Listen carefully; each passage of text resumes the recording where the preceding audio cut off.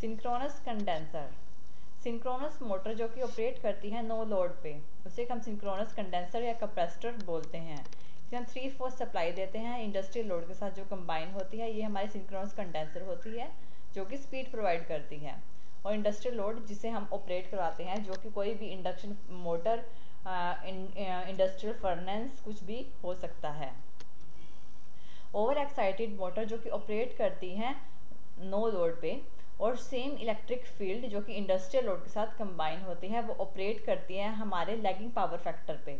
यानी कि जिसे हम लोअर पावर फैक्टर भी कहते हैं।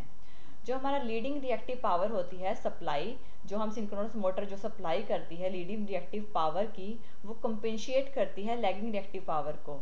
जिसे हम लोअर पावर फैक्टर भी कहते हैं, उसे लीड करती है इंडस्ट्रियल लोड पे, और इम्प्रूव करती है हमारे ओवरऑल पावर फैक्टर सिस्टम को इम्प्रूव करती है। जो हमारा इंडस्ट्रियल लोड है P1 पे जो ऑपरेट कर रहा है, पावर 1 पे ऑपरेट कर रहा है, जिसमें पावर फैक्टर अभी हमारा कोस थीटा है, जो कि कोस थीटा 1 है, ये हमारा पावर फैक्टर है जो कि P1 पे ऑपरेट कर रहा है फिलहाल। अगर हम ओवर एक्साइटेड मोटर में मैक्सिमम करंट ड्रॉ करें, यानी कि PM करंट ड्रॉ करें, तो ये कनेक्ट होता, इस टाइम पे ये कनेक्ट होता है हमारे लोड के साथ पैरेलल में। कुछ जो लैगिंग रिएक्टिव पावर होती है इंडस्ट्रियल लोड की, वो कंपेंशिएट करती है हमारे लीडिंग रिएक्टिव पावर को, मोटर की लीडिंग रिएक्टिव पावर को, जो कि है PRM, जो कि हमारा PRM है, इसको कंपेंशिएट करती है और हमारे ओवरऑल पावर फैक्टर को इम्प्रूव कर देती है, जो कि फाई 2 है, यानी कि कोस फाई 2 जो कि ये है, यानी कि पहले हमारा फाई 1 था, कोस फाई था,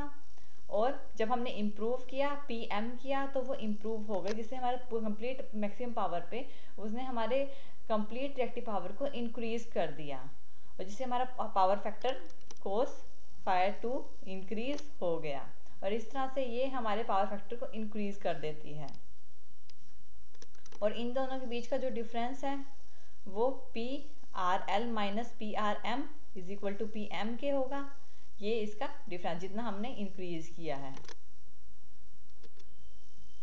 इसकी कैरेक्टरिस्टिक्स ये हैं कि ये सेल्फ स्टार्टिंग मोटर है, ये ऑपरेट करती है सिर्फ एक ही स्पीड पे, जिसे हम सिंक्रोनस स्पीड कहते हैं, जो कि होती है NS is equal to 120F/P। ये ऑपरेट करती है वाइड रेंज में पावर फैक्टर की, जो बोथ लैगिंग और लीडिंग के लिए होती हैं, और ये यूज़ करती हैं, इम्प्रूव करती हैं हमारे पावर फैक्टर को, पावर फैक्टर इक्विपमेंट को इम्प्रूव करती हैं, जिसे हम सिंक्रोनस कंडेंसर बोलते हैं। इसकी एप्लीकेशंस ये हैं कि ये हमारे पावर फैक्टर को इम्प्रूव करती है, इसका यूज़ कंट्रोल करने के लिए, वोल्टेज कंट्रोल के लिए किया जाता है, जो ट्रांसमिशन की लाइंस के एंड में लगाया जाता है।